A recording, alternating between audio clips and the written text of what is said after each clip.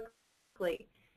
So this first slide is a map of the United States with the kind of the medium blue color as showing where 10 to 14% of the population in those states having obesity, and this starts in 1985. And here's 86, 1987.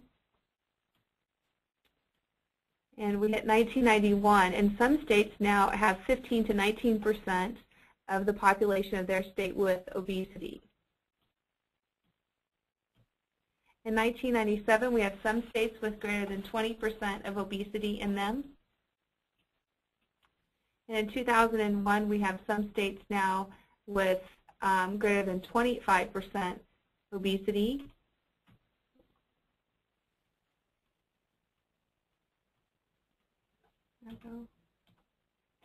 And in 2005, we have some states with greater than 30% of obesity, as well as in 2006 in their state.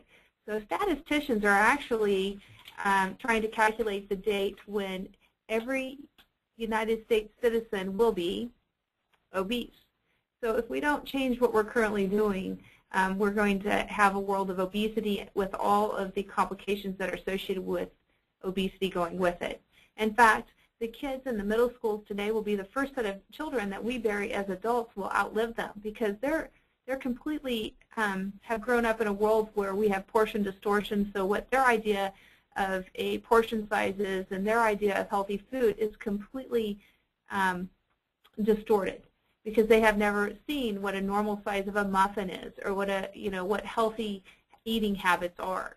In fact, look at the Chipotle burritos out there, and when you see a Chipotle burrito, think about how many people that might have fed at your dinner table growing up.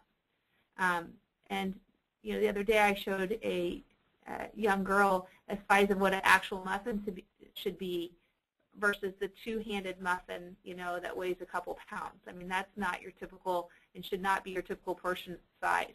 So with that being, with the world going the way it is and our portions out of control, we really need to look at how we can stop obesity trends in America and how we can better be role models as well as help ourselves.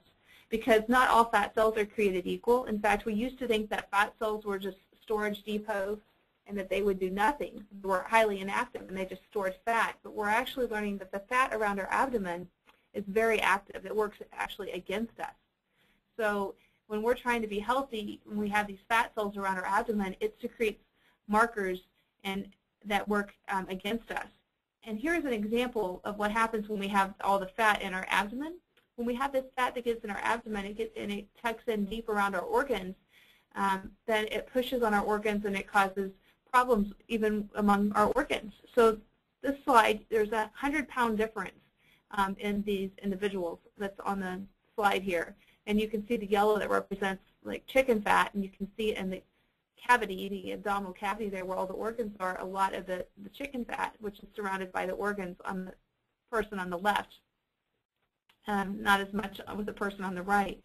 So this person has a lot of visceral fat. We actually have just purchased a body composition assessment scanner that can actually give your lean muscle mass as well as your percent of body fat, as well as the amount of visceral fat you have, the fat that's tucked in deeper on your organs, because that's what's lethal and that's what works against you. And so that fat actually is highly active, and these are the many chemicals and substances that fat secretes. So it secretes angiotensinogen, which raises blood pressure. It increases free fatty acids and insulin, which increases your risk for diabetes. It causes clotting problems. Most of the stuff on the left-hand side are all inflammation markers, so it leads to asthma, arthritis, inflammation, type 2 diabetes. In addition to all that, here's all the organs that fat affects. It affects our lungs with asthma and sleep apnea. It affects our liver. In fact, they're saying by 2015, so just in another couple years, they're saying by 2015, the #1 cause or reason for a liver transplant is most likely going to be non-alcoholic fatty liver. And all that is our liver processes carbs and sugars. And when our liver can't keep up with processing all the carbs and sugars that we put in it, then we have a little inflammation on the liver, and then when that inflammation on the liver turns to scar tissue, we don't get that back. So it's the same thing as an alcoholic fatty liver, only we don't get it from drinking alcohol. We get it from all the carbs and sugars that we consume. It also causes the abdominal fat will also cause abnormal menses, infertility, polycystic ovary syndrome, osteoarthritis, skin. It'll cause some cancers, cause pancreatitis, lead to heart disease, high blood pressure, high cholesterol, diabetes, stroke, and cataracts. So it's really important that we get that, that weight off of our abdomen. And in fact, if you go and have your body mass index calculated, the taller you are or the shorter you are, the less accurate the body mass index is. So the taller you are or the shorter you are, the less accurate it is. So we really go by waist circumference. So your waist circumference should be half your height in inches. So I think you have to do some questions at the end of the presentation to get your points. And so I think one of the questions is going to be, what should your waist circumference be? And so if you're 70 inches tall, your waist circumference should be 35 inches or less. And oftentimes people with higher waist circumferences do have an increased amount of abdominal fat and even visceral fat. However, just because someone is thin does not mean they have a lot of visceral fat. Some people eat nothing but junk all day, so it can be a little deceiving. So as far as finding visceral fat, that's why we have a body scanner to even get people that may appear thin or with a normal weight to find out if they do have visceral fat and if that's their risk. So with that, we'll start with some weight loss tips. And my first tip, I'm going to save you a bunch of reading, because if you take all of the diet books that are out there today and you were to look at what would they have in common, every single diet book out there would tell you to get rid of simple sugars and carbohydrates in your diet, as well as to get rid of processed foods and trans fats in your diet. So I just saved you a bunch of reading, and that's really one of the main keys to weight loss, is just getting rid of simple carbs and simple sugars in your diet and get rid of processed foods and trans fats in your diet. So tip number 1, remove simple carbs and simple sugars in your diet. So what is the worst kind of sugar out there, simple sugars out there? High fructose corn syrup is one of the worst simple sugars out there. So this is a carbohydrate or simple sugar that's bad for you. It's high fructose corn syrup. But also you got to watch things that are in white flour, refined sugars, like breads, pastas, cereals, toast, rice, crackers, cookies, cakes, pies, sodas, fruit drinks, muffins, bagels, popcorn, chips, ice cream, and that's just to name a few, but all those things will break down to simple carbs and simple sugars. Breakfast cereals are not healthy. They're loaded with sugar. Be careful with breads. A lot of soups, people think of soups for sodium, but lots of soups have high carbs and high sugars. Your potato soup, loaded with carbs and sugars. Your noodle, chicken noodles, the noodles and the rice in the soups, loaded with carbs and sugars. And then if you add crackers and bread to it, it's again loaded with carbs and sugars. So we really got to watch the amount of carbs and sugars, and obviously our sweets. And what happens is we get addicted to sugars, and so we keep eating these sugars every couple of hours. And we really need to think about stopping this, and we need to retrain our brain in order to do that. Because if you start your day with carbs and sugars, every couple of hours you're going to need it, and it's hard for me to help my patients stop eating carbs and sugars when they start their day with it. Because if they think they crave it at 8 a.m., think what they're going to do at 10 o'clock after they just gave themselves something at 8. The craving's going to be worse, and every couple of hours they're going to need it.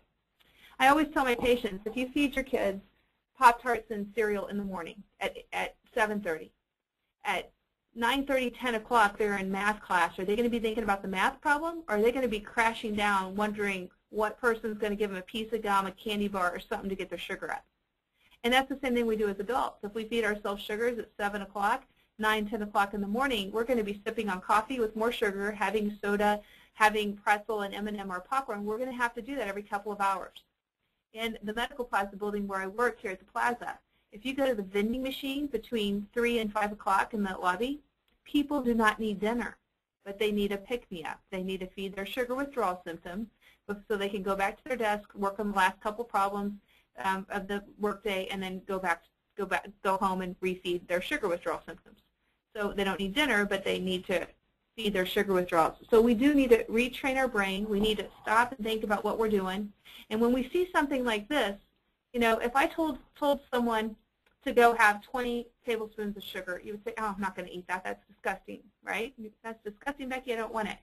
But if I showed you this picture, or if I even said, hey, I've got some bread rising in the back. It's fresh. It's warm. I put some cinnamon on it. I got some sugar and some icing to go with the cinnamon. You know, you start, you know, drooling over it because we've trained our brain to think that's delicious. It's good for us. That's what we want. In fact, that cinnamon roll has over 730 calories. It has 24 grams of fat and 114 grams of total carbohydrates. So what's going to happen when you eat this is your liver is going to be in overdrive. Your system's going to be in overdrive. You're going to come crashing down an hour and a half, 2 hours later. You're going to be exhausted. So we need to think to ourselves, I'm not going to eat that roll. I want to be effective in a couple hours. I've got a lot of stuff to do. I've got a lot of stuff to get done today. I don't want to have a lot of inflammation going on in my body. I don't want to put my liver in overdrive. I don't want to be tired. I don't want to be sluggish. And it's really crazy the amount of sugar that we've consumed. In fact, the sugar intake over the past several years has done nothing but raise. In fact, we're at 160 pounds per person per year in sugar consumption, which is crazy. So, you know, I have 20 and 30-year-olds that I see, and they'll come in and they'll say, Becky, I'm just tired. I'm exhausted. They're 20 years old. They should not be exhausted. They're exhausted because they're on sugar high, sugar low, sugar high, sugar low. Liver can't keep up with all the sugar. I mean, they're not eating what they're genetically designed to eat. They're overloading their body, and they're not eating foods that give them energy. So tip number one would be to definitely cut out these simple carbs and simple sugars in your diet. And let's say, for instance, that you don't drink sodas. Let's say you don't drink soda at all, and you added a soda a day. Or let's say you're drinking soda and you added an additional soda a day.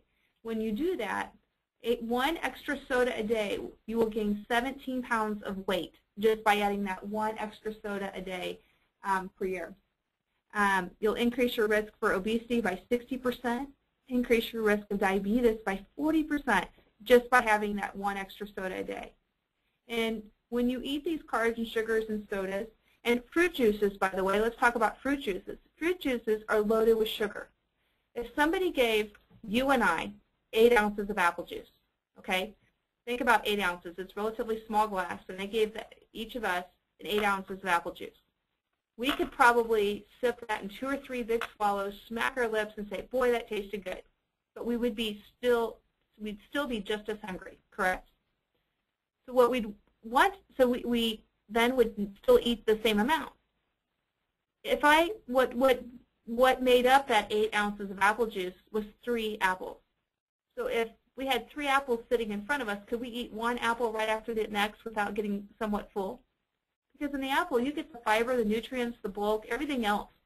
Versus, you know, in the fruit juice, you're getting the natural sugars and some antioxidants, but you're not getting all the fiber and the bulk. So if you ever want the juice from a fruit, eat the fruit.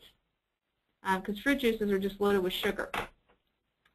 So we need to retrain our brains. We need to think that eating these things are just a treat, and we should do it in moderation because it puts our body in overload. Our body's not genetically designed to consume all that. And we need to watch our portions. If you go and you want to have a soda on a rare occasion and you go out to eat, don't let them fill your extra-sized large glass 5 times because you've just drank a 2-liter. You need to make sure that it's your treat. Your main source of water is, or main source of fluid is your water. That's what's your nutrient. I wouldn't even drink tea, or not tea. I wouldn't even drink soda. It just adds to your sugar addiction. And when you eat and drink these carbohydrates and simple sugars, your triglycerides, which are bad cholesterol, goes up. And I don't know if you guys have if you know your cholesterol, but triglyceride levels, all that is cholesterol, or carbs and sugars that you consumed 3 or 4 days before you had your cholesterol drawn. That's all triglycerides are. So when you drink a bunch of soda or have pizza or have a bunch of bread All that stuff increases your triglycerides, it increases your fasting blood sugars, increases insulin resistance and risk for diabetes. It adds to abdominal obesity, it lowers your good cholesterol. So when you consume carbohydrates and sugars, it increases triglycerides, insulin resistance, and risk for diabetes, and it lowers your good cholesterol.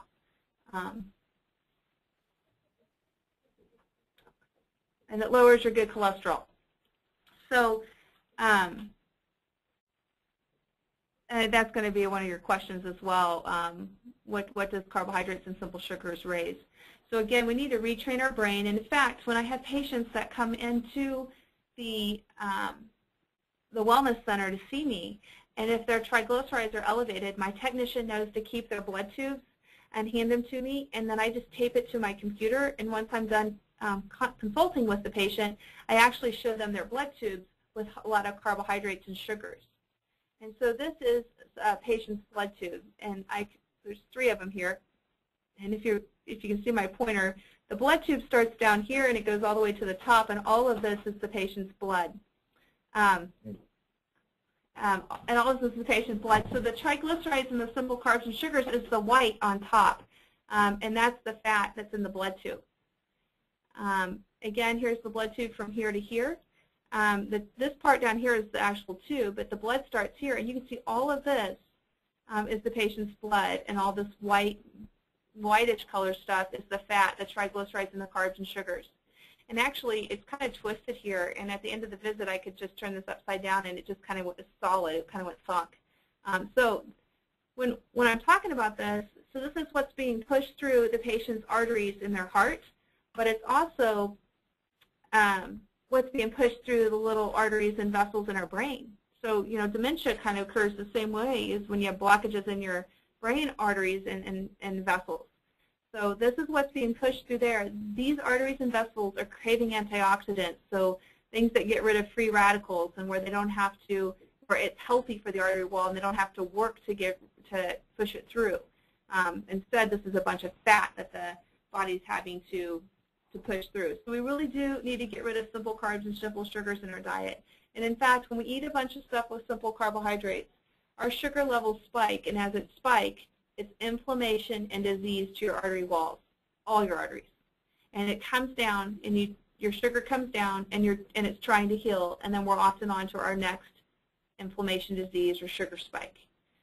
So we really don't want the sugar to spike. We kind of want to keep it neutral all day long. So tip number 1 is to remove simple carbs and sugars in your diet. Okay. Tip number 2 is to stop eating grains. So I know this kind of floors some people, but I will tell you that wheat bread, a piece of wheat bread, will break down quicker to sugar than a Snickers bar. So a piece of wheat bread will break down to sugar quicker than a Snickers bar. What happens over the years, we've actually changed the actual seed, the wheat seed itself. It's a hybrid seed. It's no longer the same seed in the 1930s, 1950s. In fact, we have 30% more carbohydrates in that seed. And so basically, we're eating a bunch of sugar.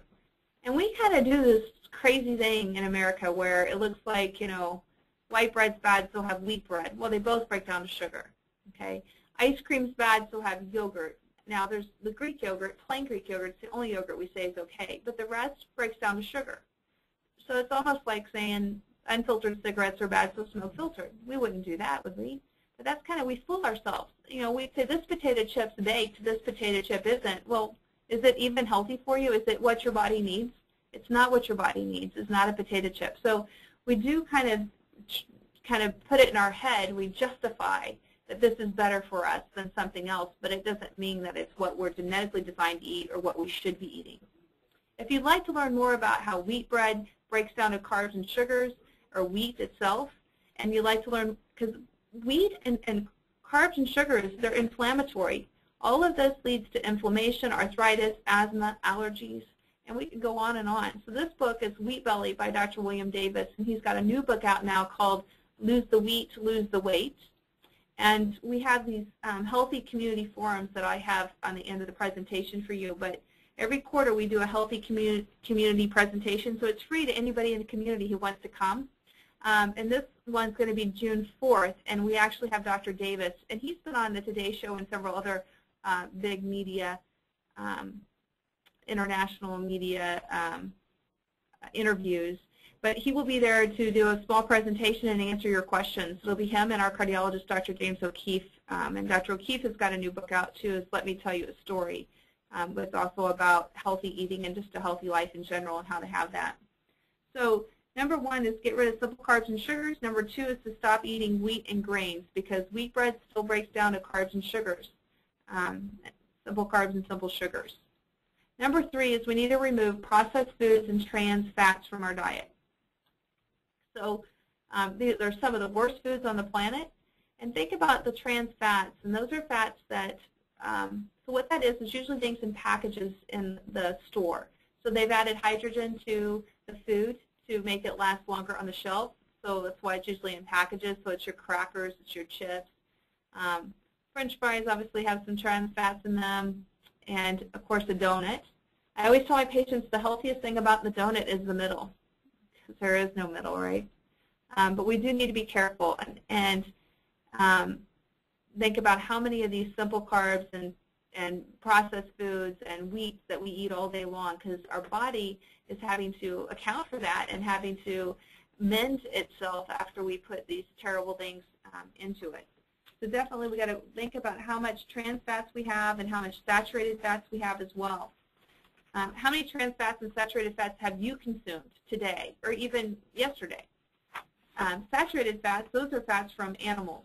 So like marbled meats, cheeses, egg yolks, milk other than skim,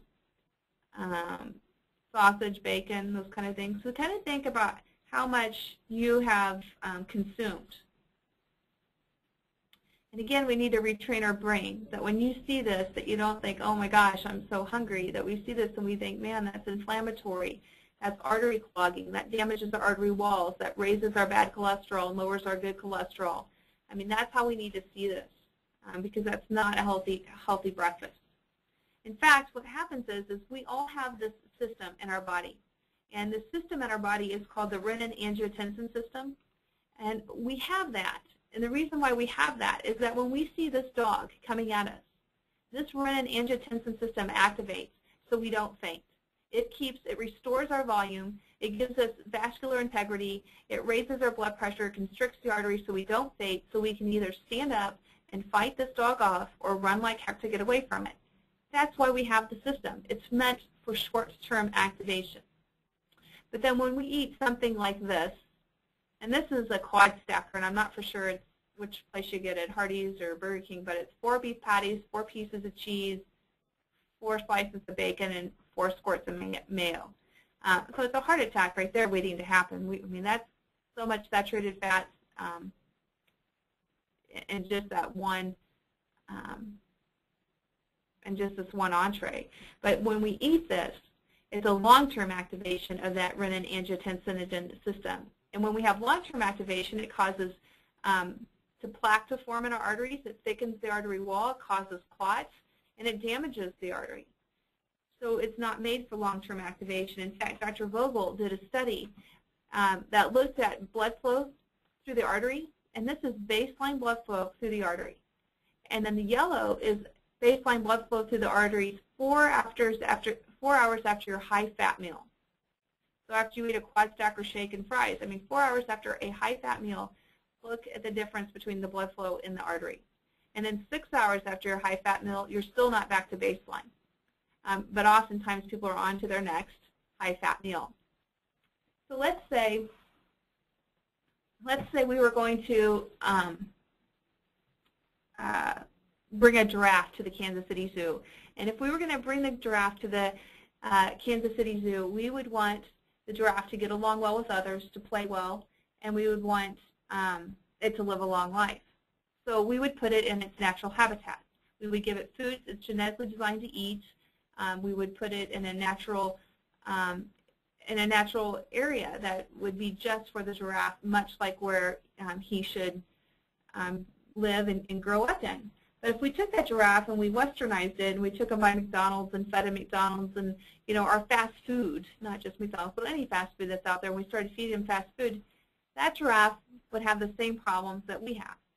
Now, we look at this picture and we can definitely laugh at this, but how many people do you know have dogs and cats that are well overweight? So we do it to our dogs and cats as well. But it's really simple. We need to eat what we're genetically designed to eat, as we should feed our animals what they're genetically designed to eat. So tip number 1 is to decrease simple carbs and sugars in their diet. Tip number 2 is to stop eating grains. Tip number 3 is to remove processed foods and trans fats from your diet. And then tip number 4 for weight loss is to avoid drinking your calories. When we drink our calories, we're still just as hungry. We still eat just as much. And I have to be really careful when I see patients and I ask them what they had for breakfast. And oftentimes they'll say coffee when really they had something, you know, like this. So this is really a milkshake in the morning. Having a latte with whipped cream and chocolate syrup and whole milk is loaded with carbs and sugars, and it's you start your day off with just a bunch of simple carbs and sugars. A lot of people will say, well, Becky, what should I drink? What we recommend people drink is water, tea, and these are unsweetened, obviously. So water, tea, coffee, skim milk, and even low-sodium vegetable juice. I mean, that should be your sources of fluid throughout the day. Water, tea, coffee, skim milk, and low-sodium V8 juice. We already talked about fruit juices. But what do you think? What do you think I think about artificial sweeteners or diet drinks? Artificial sweeteners, such as, I'm going to ask you first of all to think about artificial sweeteners: Equal, Splenda, Sweet and Low, Truvia, Stevia, all the ones that are out. Did the world get smaller when those came out, or did the world get bigger? So as a nation, we're getting bigger. What those do in diet drinks, it keeps us addicted to the taste. So whether we have a diet drink, you know, every couple hours, we're still going to want something sweet. We want to feed the addictions, whether we put a peppermint in our mouth, a piece of popcorn, M&Ms, a candy bar, have a bag of chips, whatever it is, we're trying to still feed the addiction. So it doesn't get us off the addiction. So diet drinks and artificial sweeteners actually do not help us to lose weight. So you should drink water, tea, coffee, skim milk, and low-sodium V8 juice. Diet drinks and artificial sweeteners are not healthy for you. And tip number 5 is, and I have a lot of people ask me, well, what should I eat? Basically, I make it really simple. When you look at your plate, we make it really simple. When you look at your plate for each meal, you should have a lean protein and at least 2 colors, fruits and vegetables. And I will add, the more color on your plate, the better. So lean protein and fruits and vegetables. And so let's get some ideas of lean proteins. Lean proteins can be healthy nuts, so nuts from trees, tree nuts like walnuts, almonds, pecans, Brazil nuts. Obviously, turkey, chicken, and fish are leaner cuts of protein. But even if you like red meat, you can get red meat that ends in loins or red meat that ends in rounds. Those are usually leaner cuts of meat. So you can do egg whites, natural peanut butter.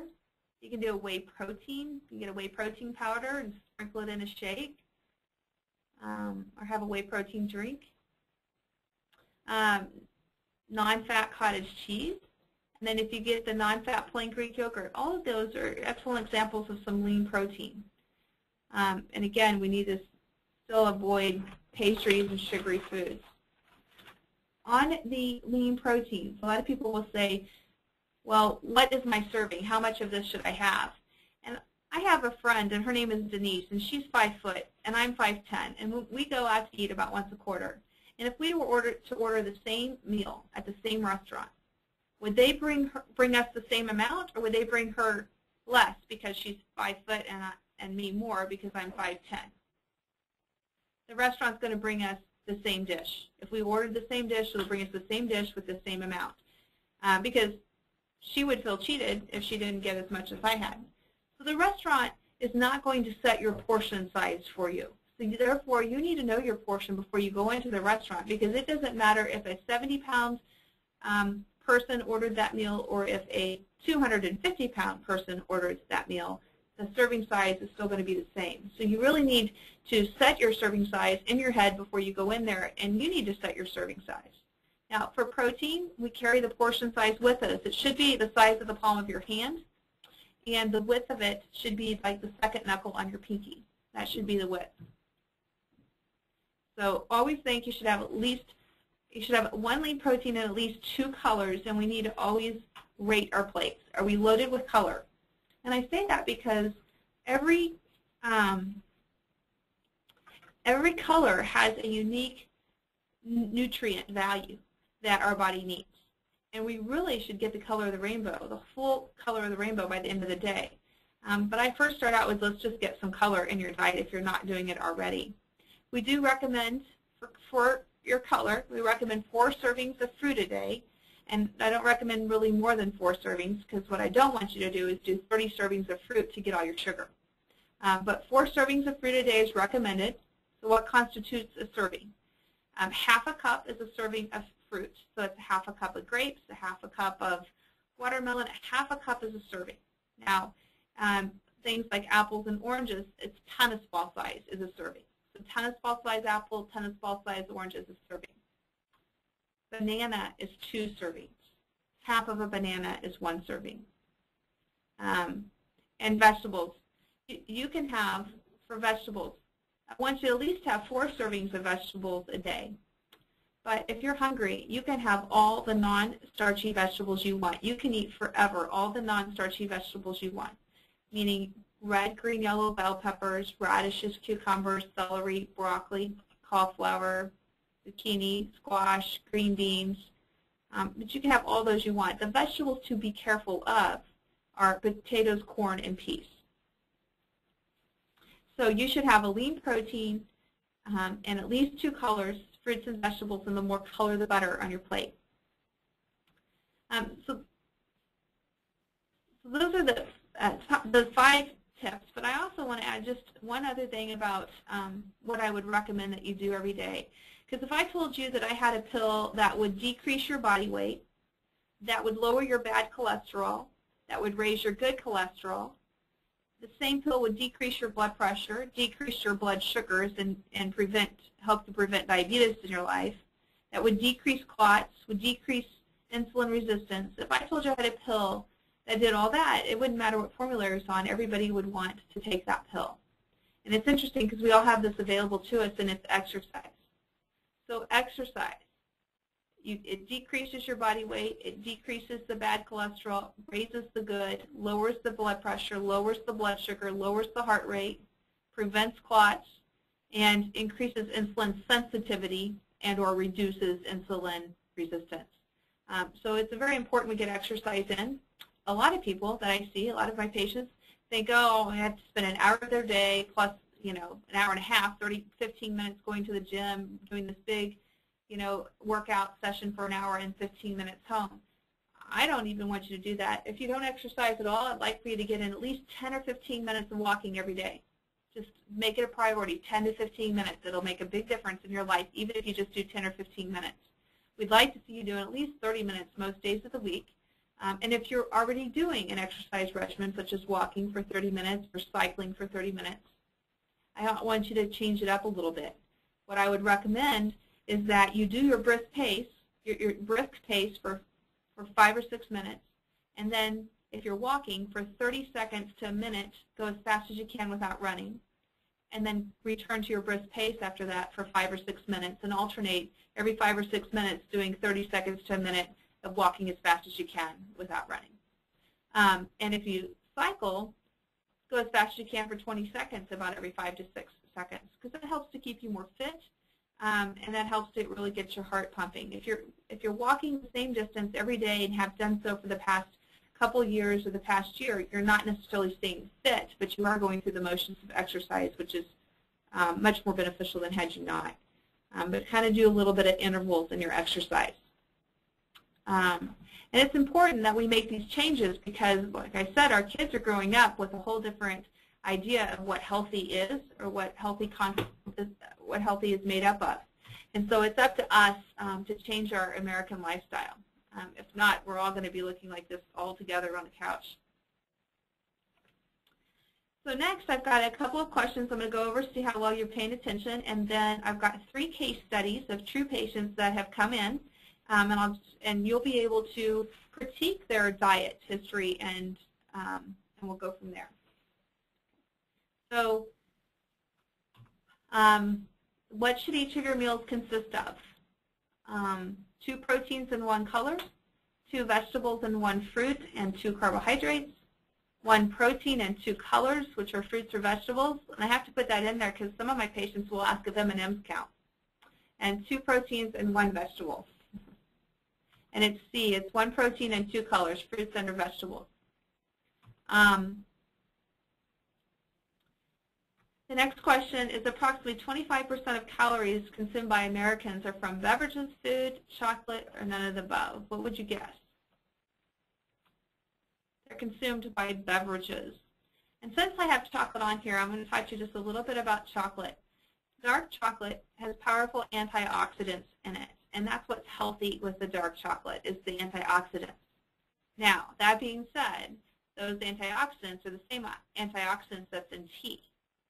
So, and tea does not have calories and added sugars. So if we're overweight and pre-diabetic, do I think you should have dark chocolate every night? No. So everything, again, is in moderation. So just kind of think about that. But 25% of our calories are consumed by Americans are from beverages, and we really should not drink our calories. And next is what is an example, or what is not an example of a healthy protein? So what is not an example of a healthy protein? Egg whites, is that a healthy protein? Yes, that is. Edamame, that's a healthy protein. It's like a soybean. Natural peanut butter, that's a healthy protein.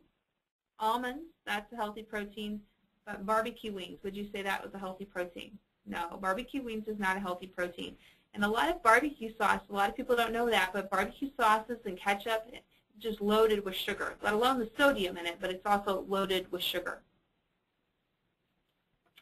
Okay, here's a case study. These are true patients that I've seen that's come into the office, and I've just really taken their breakfast, lunch, and dinner and snacks, what they told me, and I put them on the slide.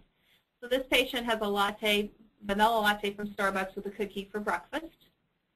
So think about that. Is that a healthy breakfast? And if not, what is this person missing? So this person, does it have a protein for breakfast? No. Do they have fruit or vegetable? No. So they're just getting sugar for breakfast.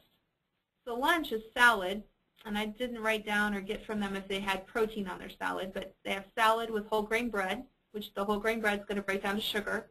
Diet sodas is not going to help their addiction. But they didn't have like just a huge sugar high because they didn't have like a cookie or something at lunch. And vegetables on the salad were healthy, so they had some color probably with the salad, but loaded with sugar with the whole grain bread and the Diet Coke. Does it surprise you, though, that at 3 p.m. they needed a snack of M&Ms and a Diet Coke? Because they really didn't, they needed their sugar fix at 3 p.m. They didn't need dinner, but they needed a sugar fix. And then their dinner was spaghetti with meat sauce, and the meat sauce is the only protein that I see that this person had all day, but then the rest of it, spaghetti and bread and wine, is going to break down to sugar. So this person's loaded with sugar, so we needed lean proteins and fruits and vegetables for breakfast, lunch, and dinner. Here's another case study. Cheerios with sliced strawberries and orange juice for breakfast. So Cheerios, if you would read the box, your box, it'll say carbohydrates are on the Cheerios, and it's a very high amount of carbohydrates, which break down to sugar. Sliced strawberries are great. It's just the Cheerios and the orange juice, which we already talked about fruit juices. So the Cheerios and the orange juice break down quickly to sugar. So the sliced strawberries are great. Maybe you do strawberries and blueberries, or strawberries and raspberries, or blackberries, and add some nuts because then you have protein and color. Lunch is a salad wrapped in a wheat tortilla. We could get rid of the wheat tortilla because that's going to break down to sugar. The salad inside the wrap is probably pretty good as long as it's loaded with color. And is the sweetened tea healthy for you? Right, so tea unsweetened would have been better. Does it surprise you at 4 o'clock that this person needed animal crackers and a banana for a pick-me-up? No, because they're loaded with, they're replenishing their sugar addiction. They're having withdrawals, and they need to feed the withdrawals instead of go through the withdrawals. They're feeding them. And so when they decide to eat is when they feel like a sugar withdrawal coming on, not necessarily because they're hungry. And then for dinner, they had a double cheeseburger, fries, and a Diet Coke.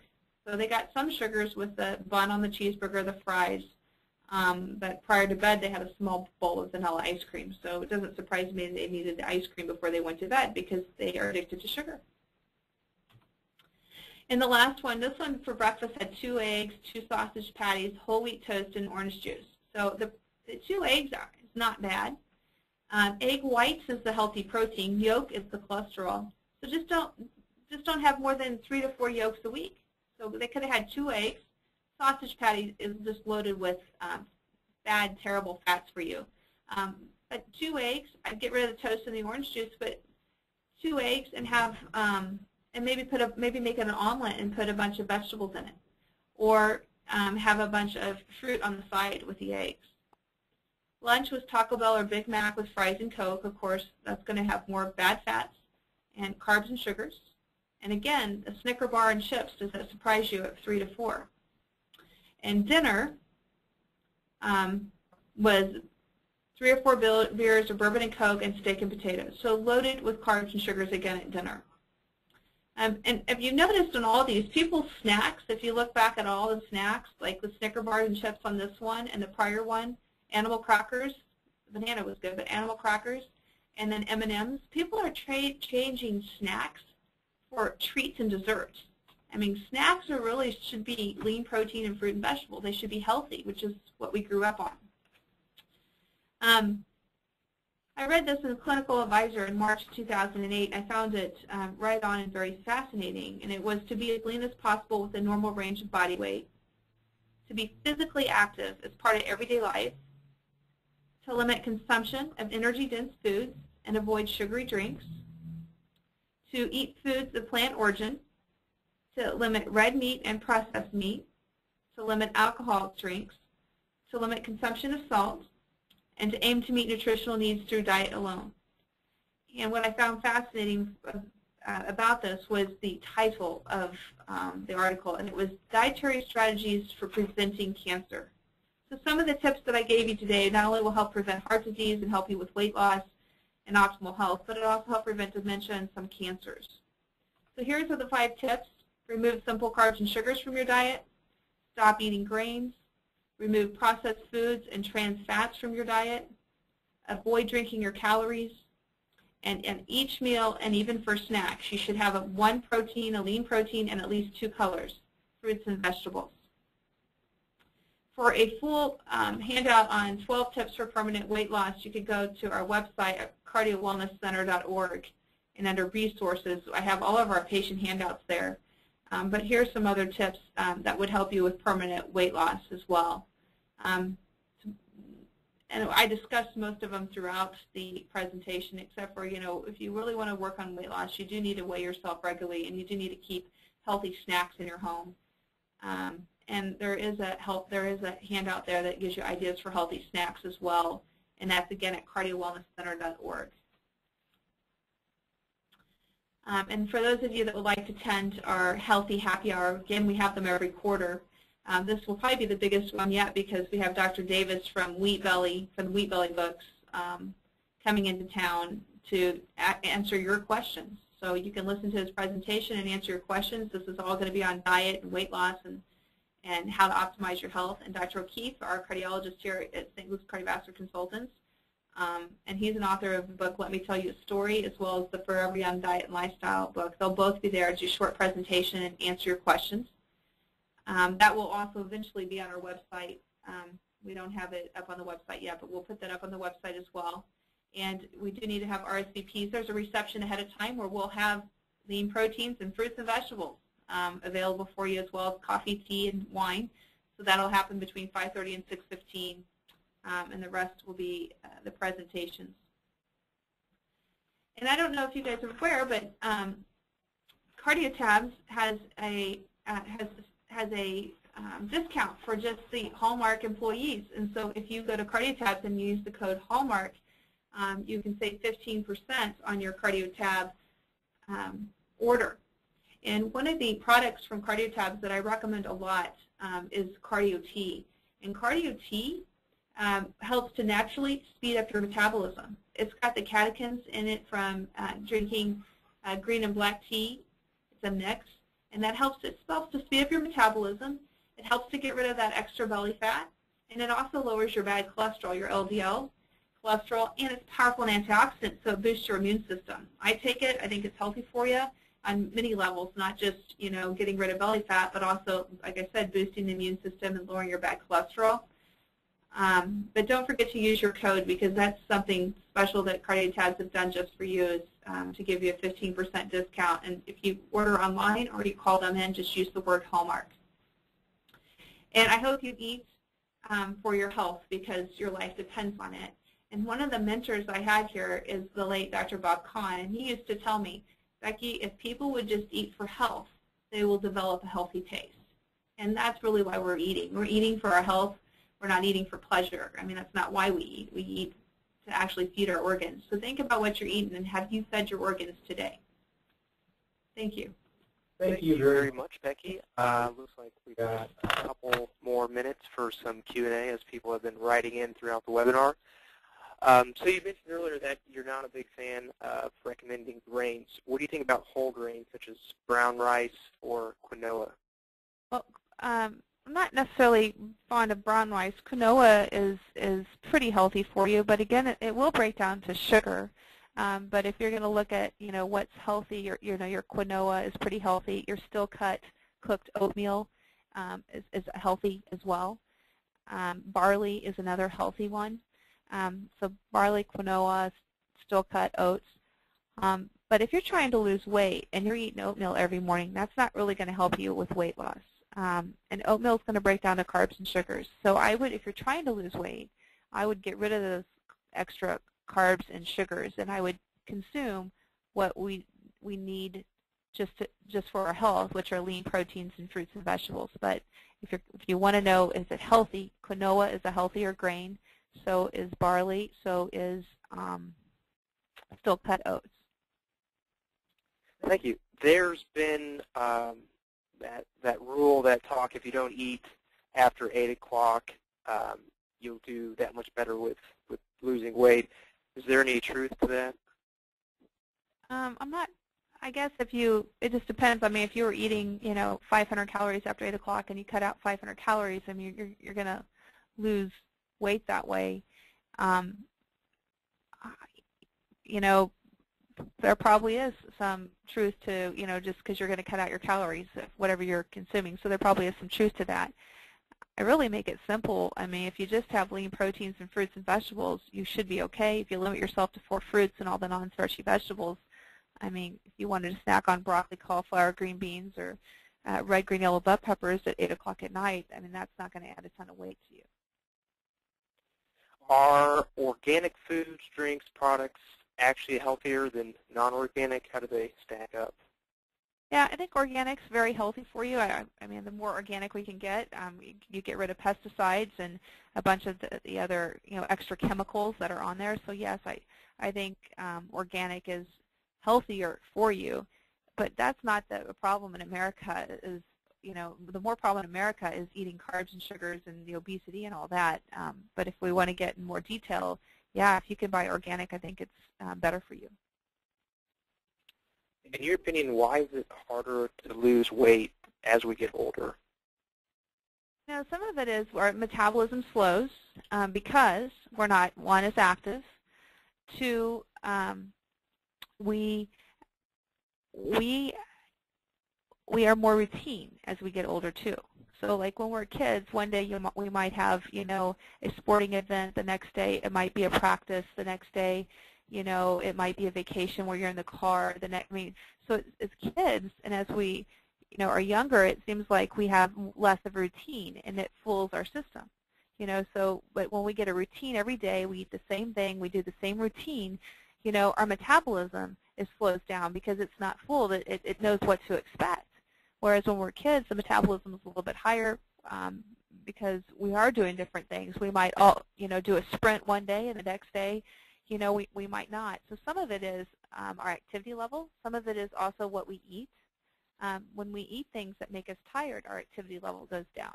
So if we load ourselves with carbs all day, we're exhausted when we come home from work, and after we eat more carbs, we lay on the couch and we're not as active. So we just need to get our activity up and do things and eat foods that give us energy and speed our metabolism. Can you talk a little bit about cheese and wine? Wine has antioxidants in it, but as far as a wine and cheese night, what are your thoughts? You know, an ounce of cheese a day is not going to hurt you. The problem is when we get into eating half a brick, that starts to be a problem. So we really need to watch how much cheese that we have. It is a saturated fat. It's not a healthy fat. But can you have an ounce of cheese a day? Sure. Can you snack on one of those 2% cheese, cheese sticks? Yeah, it's pretty much it's a healthier, snack. But again, you don't want to go have 4 or 5 of those or eat half of a brick. Wine and any alcohol for that matter. It's Dr. O'Keefe, wrote this great paper called Alcohol, the Double-Edged Sword. And it is a double-edged sword because if you drink too much of it, it raises your blood pressure, increases your risk for stroke, and increases your risk for heart disease. If you don't drink any, you're also at increased risk. Now, if you have any alcoholic tendencies or addiction tendencies, then you're best not to have any. But for optimal health, for women, no more than, 1 glass a day, and for men, no more than 2 glasses a day. And as I say that, some people are probably thinking, I'll save all my glasses till Friday. So you can't have all 7 glasses on Friday because that would be what we call binge drinking, and that also increases your risk for stroke and abnormal health issues. So we definitely want to limit the amount of alcohol and limit the amount of cheese. Again, it's everything in moderation. So if you were going for a cheese and wine night, I'd add some vegetables in with the cheese as well. How does hormonal imbalance affect weight loss? Well, hormonal imbalance, I think that can affect everything in your body. I would have to know, I guess, a little bit more specifics. And like if your thyroid is not functioning, that's going to have problems with your weight loss, most definitely. So definitely have your thyroid checked. And if you're going through hormones and you don't, you have hot flashes, or you don't feel like exercising, or there's other things going on, that can affect it. But it's really simple. I mean, weight loss is the amount of calories in versus the amount of calories out. And what I'm trying to teach you is not about counting calories, because, if you did a point plan, like some of these weight loss programs do, you can still eat chocolate chip cookies and all the bad stuff and eat bad all day long as you don't go over your points. What I'm trying to teach you is to eat for your health. So not only will you lose weight, but you'll feed your organs, you'll help everything, and probably even help some of your hormonal imbalances just by eating healthy. And in fact, this is an excellent point to that. Dr. Terry Wall, Terry and Wahl, she's got a TED Talk that's out there, and it talks about how she was basically in a chair, and she was a physician, and she'd gone to some of the largest clinics. They couldn't find out what was wrong with her, and she changed her diet, and she is back to riding horses and cycling and doing everything again when she had to give up her practice and everything before. But it was the diet that changed her. So when we think about, our metabolism and our hormones and everything else, we really got to think about what are we feeding our body? Why is everything going, in such a different direction than what we're genetically designed for it to? Do you have any recommendations outside of the ones you've already made for ways to help type 2 diabetics and how to get off insulin shots? So what happens when we've got diabetes is that we have beta cells in our pancreas that secretes insulin. And the beta cells in our pancreas that secrete insulin, that controls our sugar. If those beta cells become flogged over a long period of time, they'll eventually die off and we don't get those beta cells back. So, and that's why we then need insulin.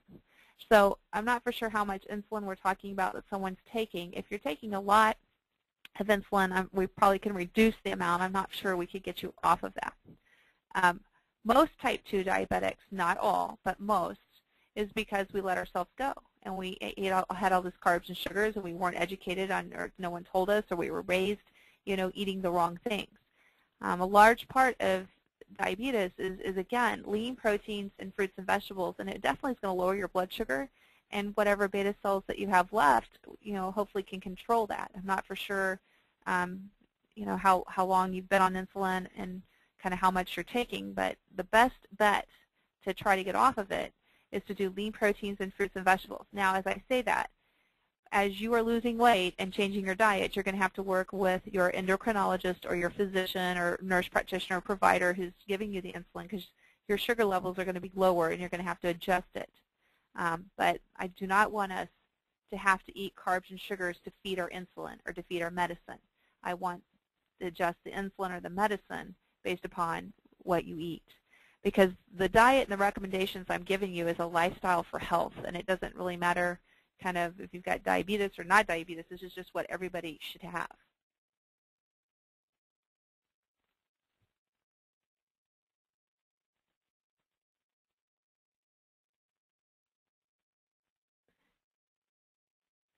I can continue to talk a little bit about diet. Are you ready? Okay. Okay. One more question. Sources of good fiber. If you can't have bread as a source of fiber, what would you recommend for healthy fiber choices? So that's even kind of a little bit of a myth. We think bread's loaded with fiber. You get more fiber in fruits and vegetables.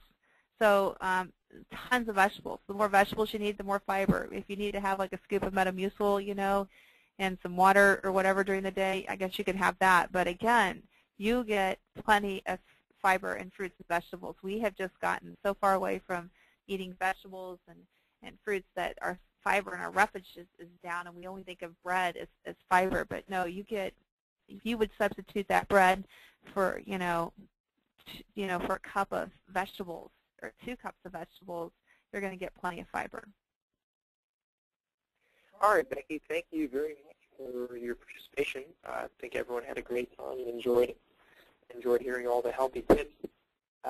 Shortly, an email will be sent out with a webinar with free and a free test.